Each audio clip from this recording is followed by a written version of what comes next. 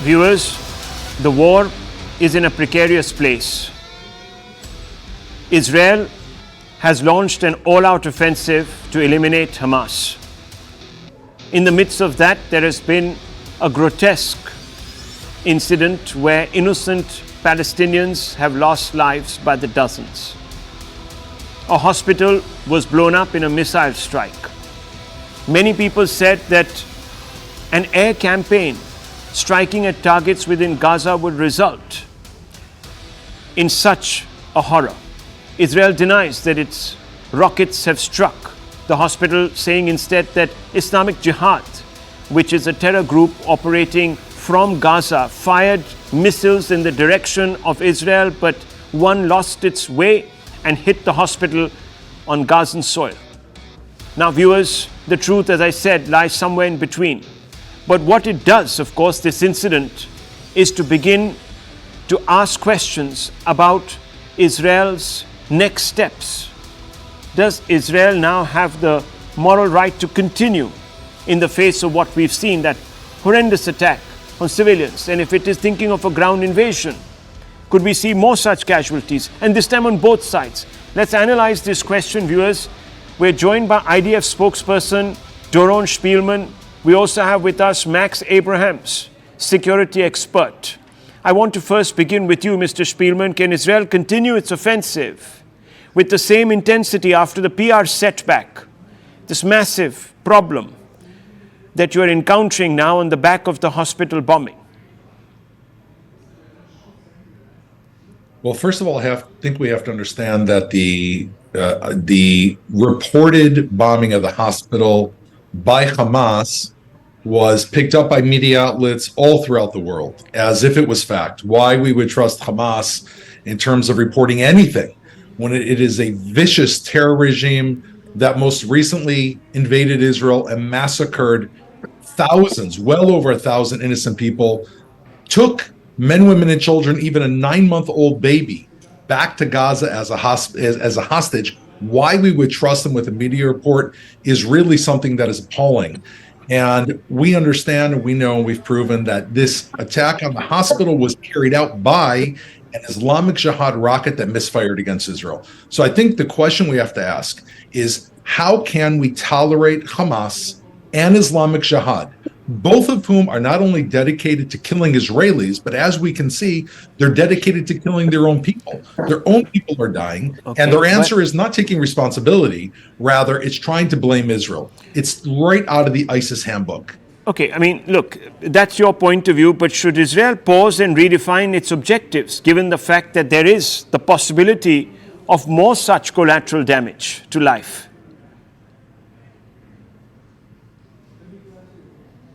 It is very clear that Hamas is the source of a humanitarian crisis on both sides of the border. In Israel, they invaded Israel, they killed innocent civilians. In Gaza, right now, as I'm speaking to you, while Israel is encouraging Gazans to go south out of the war zone, Hamas is holding them at gunpoint and keeping them inside the war zone.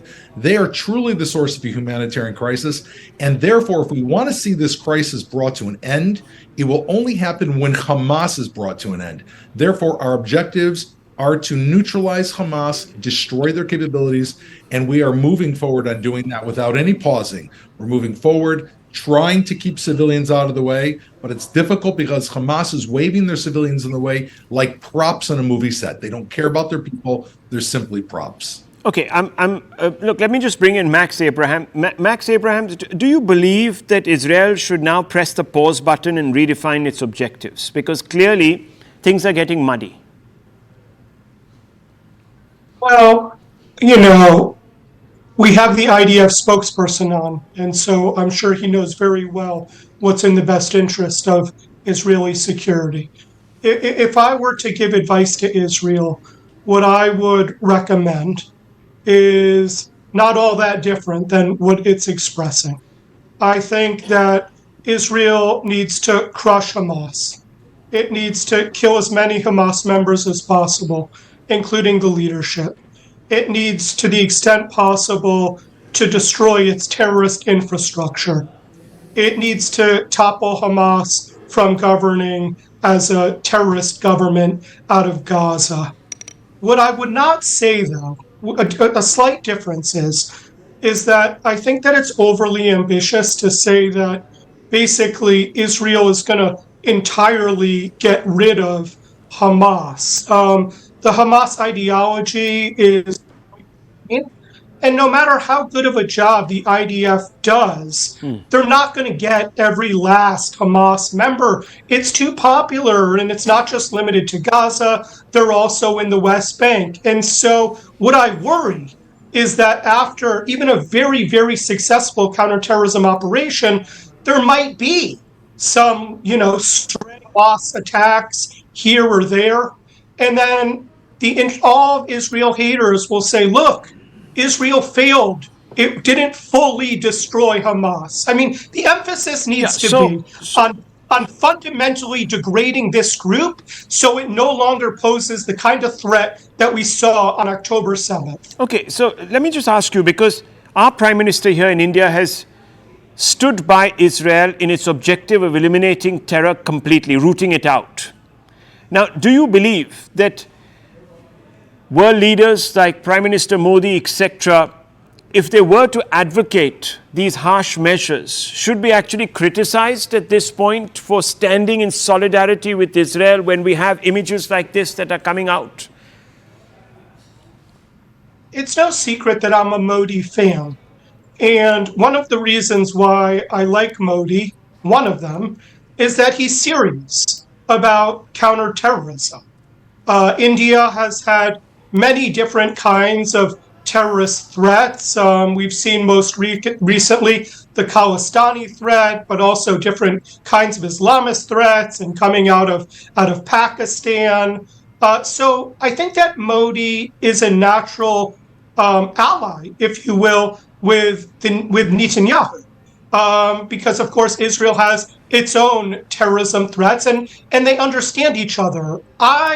Another compliment that I'll give to Modi is that in the immediate aftermath of this attack on the Gaza hospital, there was a lot of sort of reflexive blaming in the international community, especially in foreign governments, that, where they all pointed their finger at the Israelis for committing this attack. And they got well ahead of the evidence, and increasingly the evidence is not supporting that narrative. It seems increasingly that the attack was committed inadvertently by Palestinian Islamic Jihad. Okay, if you look at what Modi said, Modi did not say that it must be Israel. He did not get ahead of the evidence, and as a consequence, I think his statement is more balanced and probably more accurate as well. Probably more accurate as well, and perhaps a template for other world leaders to follow. Let me come back to you, Mr. Spielman, because it's an important question. Can a ground invasion be a solution when the ends are not clearly defined? Many say going in isn't the problem, but staying on and exiting will be. They talk about what happened in Mosul, for example. That's what they're saying. I think that you bring up a very good point that, of course, is on everybody's mind, and we rely on the leadership of the State of Israel, who will eventually come to a plan for that action. In the meantime, what we know is that Hamas is not only a threat to Israel, Hamas is a threat to every country throughout the world. We can see today, after they falsely claimed about the hospital bombing, there were riots in numerous capitals throughout the world by fundamentalist Islamic followers. Hamas is a symbol for violence, and therefore stopping Hamas in Gaza not only is helping Israel, it's helping India, it's helping the world. Any sane person who doesn't want to have to deal with brutal, massacring, violent extremists will benefit from stopping Hamas, and that's the goal. Well, but many believe that if you do go in, it'll prompt a wider conflict. Even the US President Biden has been sort of suggesting that perhaps Israel needs to recalibrate. We've seen an escalation on the northern border with Hezbollah, in which they fired a number of rockets at us, including anti-tank missiles. They've injured and killed people. We've had to move people out of communities in the north. We've immediately responded to the fire. We have a zero tolerance policy. What we've said from the very beginning, we've said to all of the powers in the area, stay out of this conflict. This is not in your best interest. We are here to deal with Hamas. What we can see is the U.S. has moved aircraft carriers, battleships into the Mediterranean, just off the coast of Israel, also sending a very clear message. Stay out of this. And I think that if it's a message that if they're smart, the other regimes in this area will adhere to. Okay, I have very little time, Mr. Abrahms. I just want to ask you very quickly, do you think this will escalate into a bigger conflict? Do you think Arab countries will be under pressure to intervene if there was a ground invasion tomorrow? The Israeli-Palestinian conflict is very different than other conflicts in the world in the sense that other countries take a disproportionate interest. This is true not only in the Middle East, but in the West, in America, and in Europe. It does seem that since October 7th, there has been a worrisome flare-up in tensions throughout the Middle East. We're seeing American embassies under threat in Lebanon and Turkey. Well, We're seeing increased saber I've run out of battling time. I'm really sorry I have to cut you off. It could go in that direction. Okay, it could go in that direction. Max Abrahams, last words there, viewers. Doron Spielman has given his point of view.